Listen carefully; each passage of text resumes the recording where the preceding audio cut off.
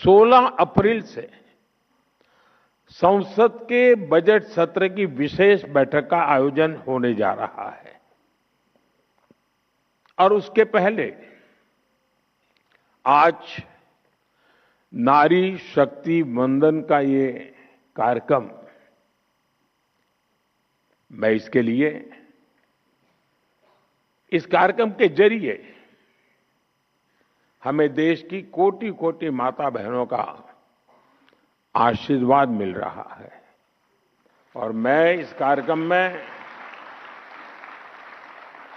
आपको कोई उपदेश देने नहीं आया हूं, न ही मैं आपको जगाने आया हूं।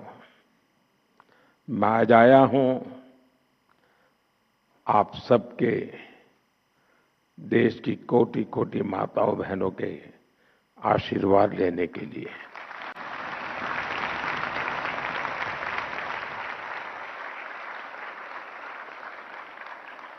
आप सभी देश के कोने कोने से आई हैं। मैं आपकी इस उपस्थिति के लिए, इस महत्वपूर्ण काम के लिए आपने जो समय निकाला है, इसके लिए आपका हृदय से अभिनंदन करता हूं। साथ ही भारत की सभी महिलाओं को एक नए युग के आगमन की बधाई भी देता हूं। साथियों, लोकतांत्रिक संरचना में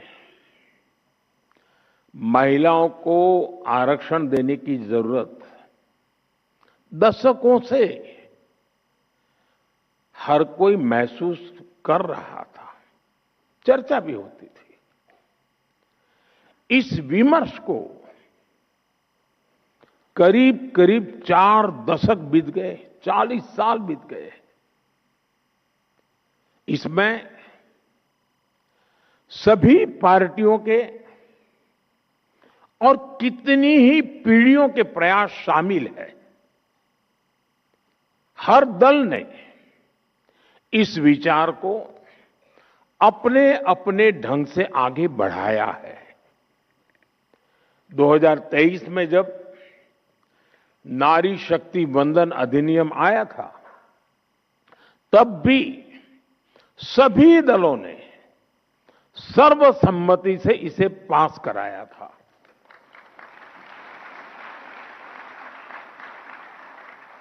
और तब एक सुर में ये बात भी उठी थी कि इसे हर हाल में 2029 तक लागू हो जाना चाहिए।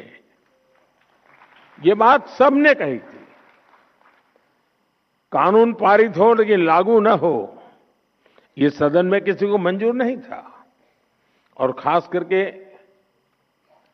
हमारे विपक्ष के सभी साथियों ने मुखर होकर के इस बात पर जोर डाला था कि 2029 में ये लागू होना चाहिए।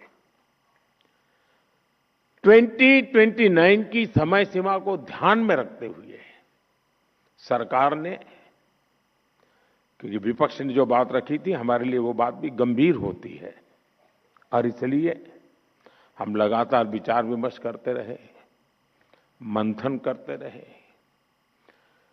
नए नए रास्ते खोजते रहे। संविधान की जिनको ज्यादा अध्ययन है ऐसे लोगों की भी सलाह ली और 16 अप्रैल से संसद में इस पर व्यापक चर्चा भी होने जा रही है। साथियों, हमारा प्रयास है और हमारी प्राथमिकता भी है, इस बार भी ये काम संवाद, सहयोग और सहभागिता से हो। और मुझे पूरा विश्वास है कि जिस प्रकार से इस अधिनियम को पारित किया गया था और संसद का सदन का गौरव बढ़ा था, इस बार भी सबके सामूहिक प्रयास से संसद की गरिमा और नई ऊंचाइयों को छुएगी।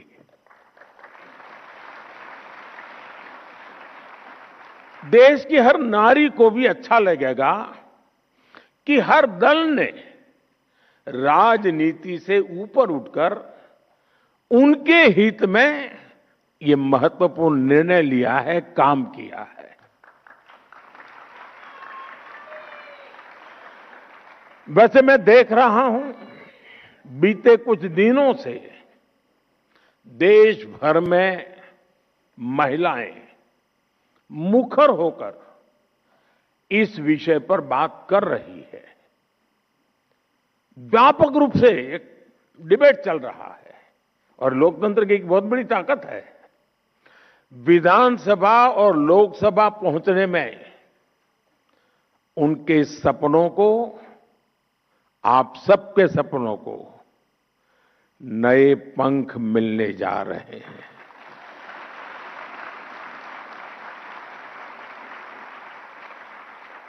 मैं अनुभव कर रहा हूं, देश में एक सकारात्मक माहौल बना है।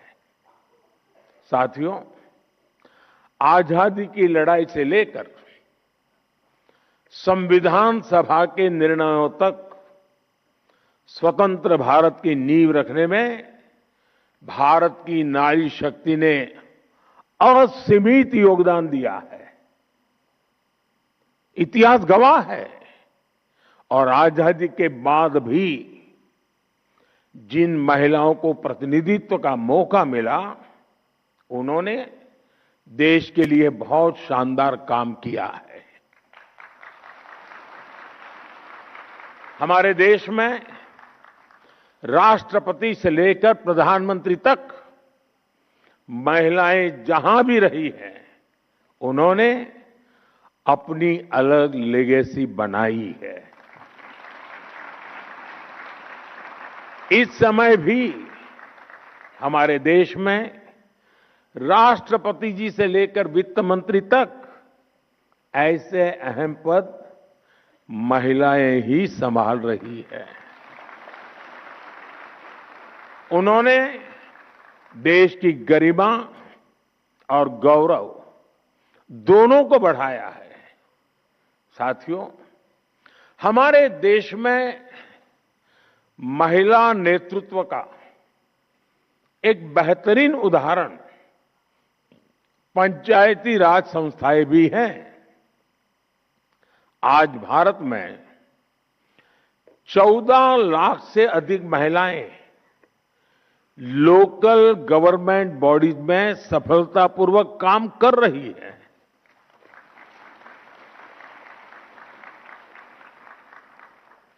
लगभग 21 राज्यों में तो पंचायतों में उनकी भागीदारी करीब करीब 50% तक पहुंच चुकी है। और मैं जब विदेश के मेहमानों से कभी इस विषय पे बात करता हूं, ये आंकड़ा सुनते उनका मुंह खुला रह जाता है। उनको आश्चर्य होता है। साथियों, ये कोई साधारण बात नहीं है। लाखों महिलाओं की राजनीति और सामाजिक जीवन में ये सक्रियता दुनिया के बड़े बड़े नेताओं और राजनीति के विशेषज्ञों को भी बहुत ही हैरान करने वाली बात होती है। और इससे भारत का बहुत गौरव बढ़ता है। साथियों, अनेक अध्ययनों में ये सामने आया है कि जब निर्णय प्रक्रियाओं में महिलाओं की सहभागिता बढ़ी तो इससे व्यवस्थाओं में भी संवेदनशीलता आई है। और ये बहुत बड़ी ताकत होती है। और इसका परिणाम है पानी, शिक्षा, स्वास्थ्य, पोषण ऐसे कई विषयों में ज्यादा समर्पण भाव से, ज्यादा संवेदनशीलता से परिणामकारी काम हुए हैं। जल जीवन मिशन, मैं समझता हूं इसकी सफलता का सबसे बड़ा उदाहरण है। इसमें पंचायत स्तर पर महिलाओं की भागीदारी की ही बहुत बड़ी भूमिका है। साथियों, हमारे लोकल बॉडीज और संस्थानों में इतने वर्षों से जो लाखों महिलाएं काम कर रही है, नेतृत्व कर रही है, उनके पास ग्रास रूट लेवल का बहुत समृद्ध और लंबा अनुभव है। वो अब और बड़ी भूमिका के लिए तैयार है और तत्पर भी है। मैं मेरा अपना निजी अनुभव बताता हूं। ये सामर्थ्य क्या होता है। मैं 2001 में नया मुख्यमंत्री बना। मुझे कोई ज्यादा अनुभव नहीं था सरकार चलाने का, शासन व्यवस्था का। एक प्रकार से मैं नया व्यक्ति था। शायद 2002 या 2003 की घटना होगी। हमारे एक विधायक मेरे पास आए, बोले मेरे क्षेत्र में एक गांव की पंचायती की बहनें आपको मिलना चाहती हैं। ये खेड़ा डिस्ट्रिक्ट, आनंद डिस्ट्रिक्ट का इलाका था जहां सरदार साहब का जन्म हुआ था।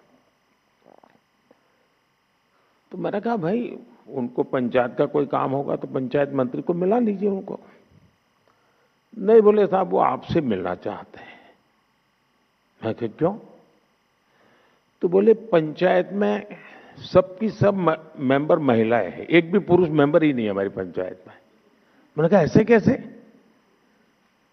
बोले गांव वालों ने तय किया कि इस बार प्रधान महिला है तो मेंबर भी सब महिला, कोई पुरुष चुनाव ही नहीं लड़ा था।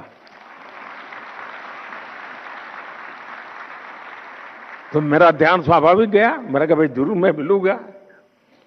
छोटा सा गांव था, कोई शायद 13 मेंबर की पंचायत थी।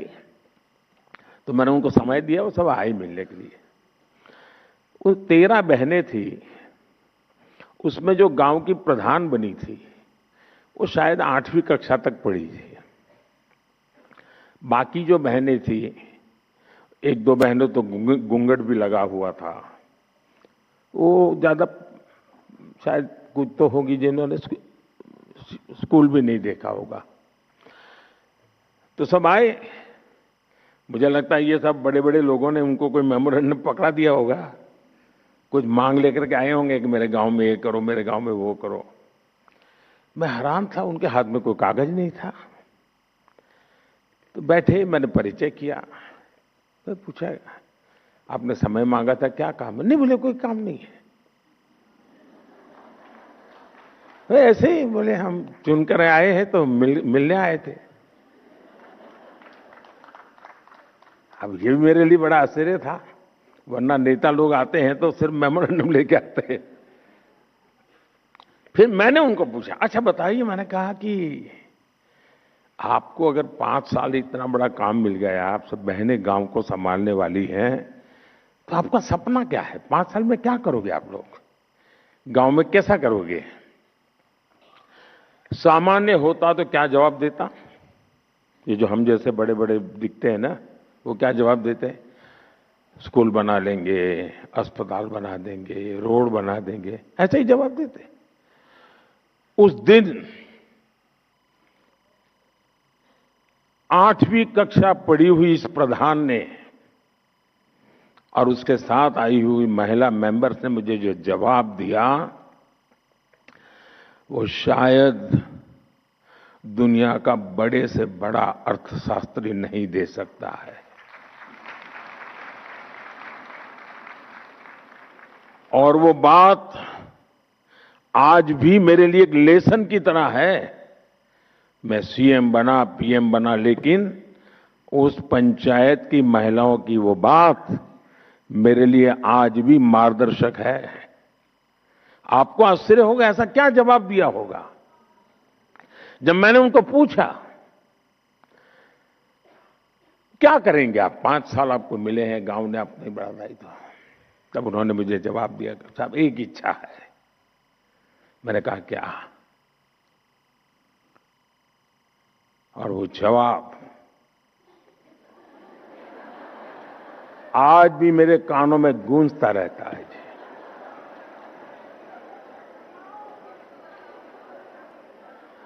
उन्होंने कहा हमारी इच्छा है कि हमारे गांव में कोई गरीब न रहे।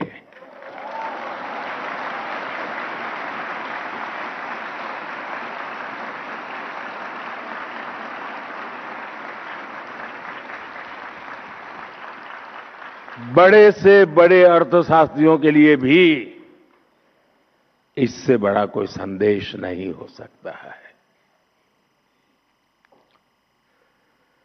यह अपने आप में मेरे लिए एक बड़ा सुखद अनुभव था और वो आज भी शब्द मेरे कानों में गूंजते रहते हैं। और इसलिए जमीन से जुड़े हुए अनुभव से जो वाणी निकलती है ना, वो वेद वाक्य बन जाता है।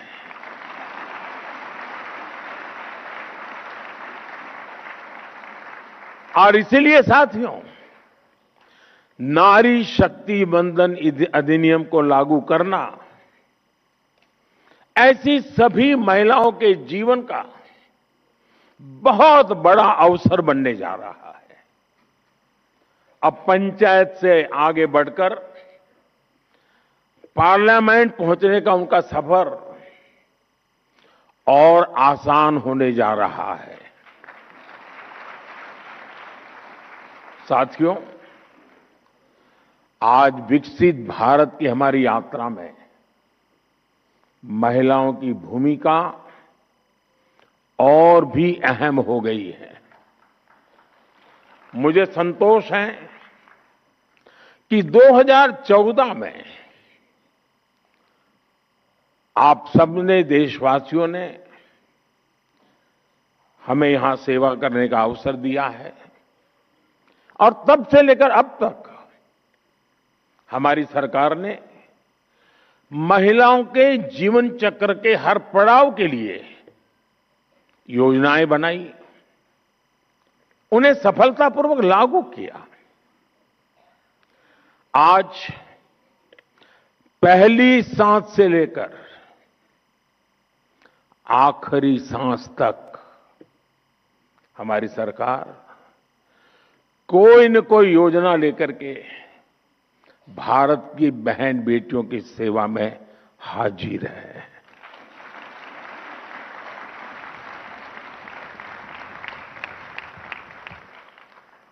गर्भ में बेटी की हत्या ना हो, इसके लिए हमने बेटी बचाओ बेटी पढ़ाओ अभियान शुरू किया।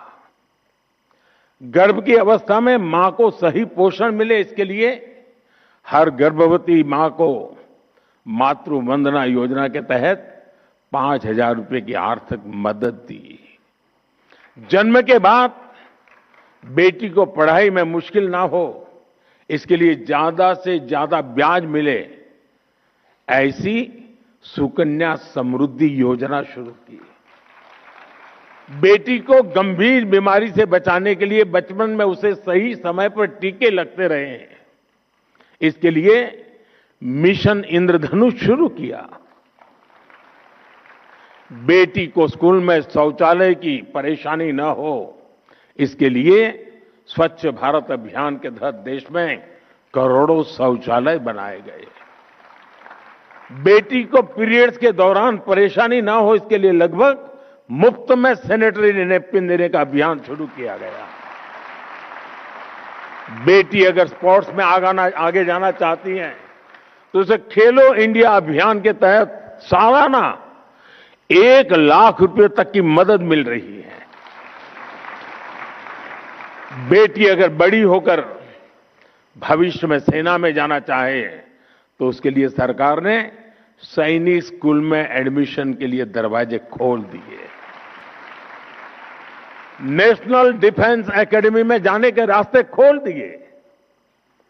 जीवन के आगे के पड़ाव में बेटी को रसोई में धुएं की परेशानी ना उठानी पड़े, इसके लिए हमने उज्ज्वला योजना शुरू की, करोड़ों गैस कनेक्शन मुफ्त दिए।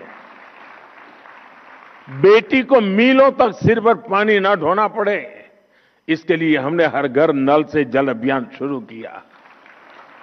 बेटी को अपने परिवार के लिए राशन की चिंता ना करने पड़े, इसके लिए मुफ्त राशन की योजना शुरू की। अपने पारिवारिक जीवन में बेटियों को इलाज की चिंता न हो, इसके लिए उन्हें 5 लाख रुपए तक का मुफ्त इलाज देने वाली आयुष्मान योजना संभव बनाई दी। 80% तक डिस्काउंट पर सस्ती दवा के लिए जन औषधि केंद्र, इन सबका सबसे ज्यादा लाभ हमारी बहनों और बेटियों को हो रहा है। साथियों, आप सभी इस बात को भलीभांति जानते हैं कि भारत में महिलाओं को सशक्त करने के लिए उनकी आर्थिक भागीदारी को बढ़ाना आवश्यक है। इसलिए हमने अपनी सरकार के हर निर्णय में, हर योजना में इस पहलू का ध्यान रखा। पहले परिवार की संपत्ति मुख्य रूप से पुरुषों के नाम होती थी। घर है तो पुरुष के नाम पर, खेत है तो पुरुष के नाम पर, दुकान है तो पुरुष के नाम पर, गाड़ी है तो पुरुष के नाम पर, स्कूटर है तो भी पुरुष के नाम पर, और यह सहज चलता था। हमने पीएम आवास योजना में घरों को प्राथमिकता के आधार पर परिवार की महिलाओं के नाम पर रजिस्टर करना शुरू किया।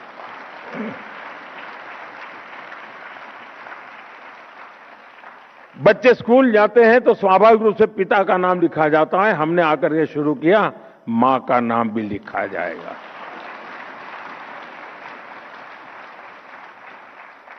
बीते 11 साल में इस निर्णय का लाभ 3 करोड़ से ज्यादा महिलाओं को अपने घर का नाम, घर खुद के मालकिन बनी है।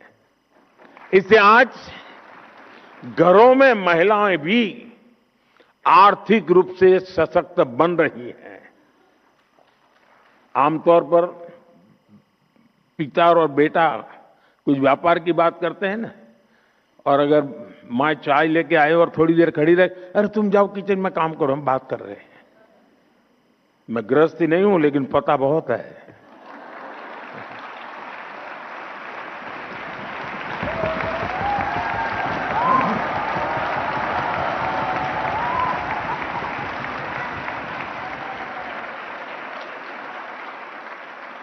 लेकिन अब जब वो आर्थिक ताकत बनी है ना, तो बेटा भी कहता है, अरे जरा मम्मी को बुलाइए ना बातचीत में, उनको बुलाइए ना।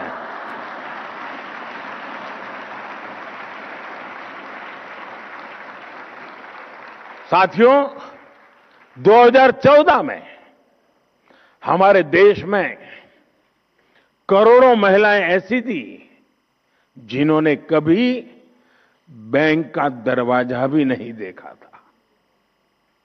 महिलाएं बैंकिंग सेक्टर से जुड़ी ही नहीं थी, तो उन्हें बैंकिंग का लाभ कैसे मिला? हमने जन धन योजना शुरू की तो देश की 32 करोड़ से ज्यादा महिलाओं के बैंक खाते खुले।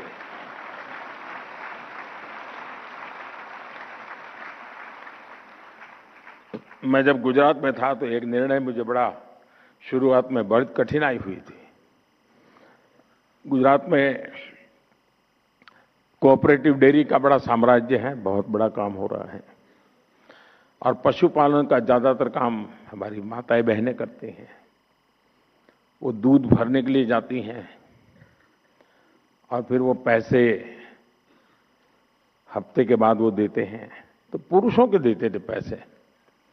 मैं जब मुख्यमंत्री बना, मैंने कहा मैं नहीं दूंगा पुरुषों को।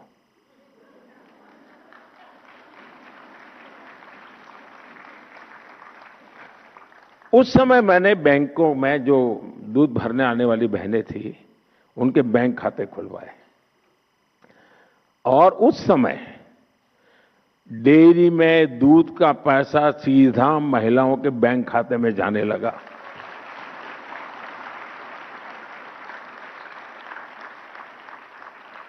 साथियों, आज हमारी बेटियां नए नए बिजनेस में अपनी पहचान बना रही है। मुद्रा योजना में 60% से ज्यादा लोन्स, 60% से ज्यादा लोन्स महिलाओं ने लिए हैं। देश की स्टार्टअप रिवॉल्यूशन को भी महिलाएं लीड कर रही है। आज 42% से ज्यादा रजिस्टर्ड स्टार्टअप्स में कम से कम एक महिला डायरेक्टर है।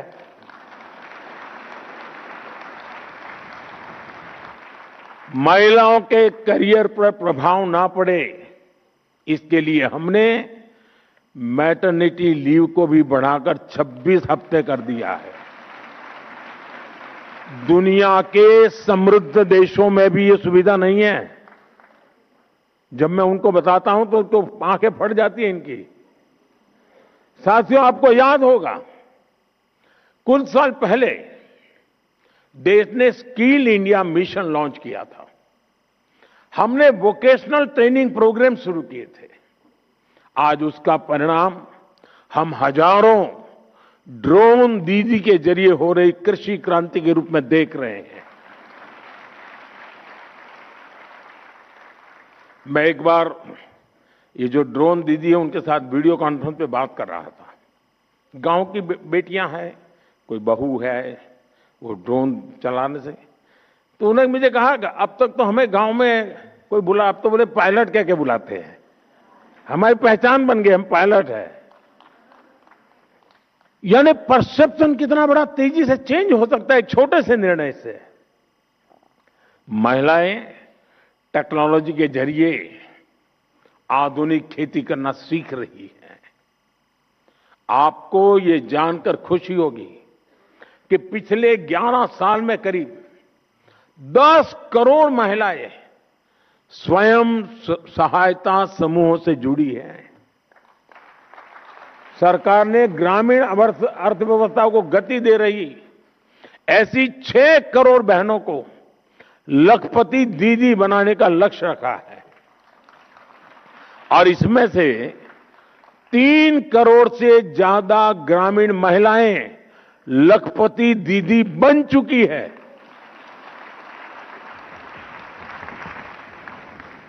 और जो विमेन सेल्फ हेल्प ग्रुप है उनको बैंकों से पैसा मिलता है काम के लिए। और आप जानकर के खुश हो जाएंगे, अगर उनको बुधवार को पैसा जमा करना है तो मंगलवार को जाकर के जमा कर देती है, एक दिन पहले। बहनों के पास जो व्यवहार है, कोई एनपीए नहीं हो रहा है जी, सारे के पैसे बैंक से जाते उतने ही वापस आते हैं। और मैंने देखा है, मैंने शासन में आने के बाद बैंकों के कारोबार में गरीबों की अमीरी भी देखी है और अमीरों की गरीबी भी देखी है।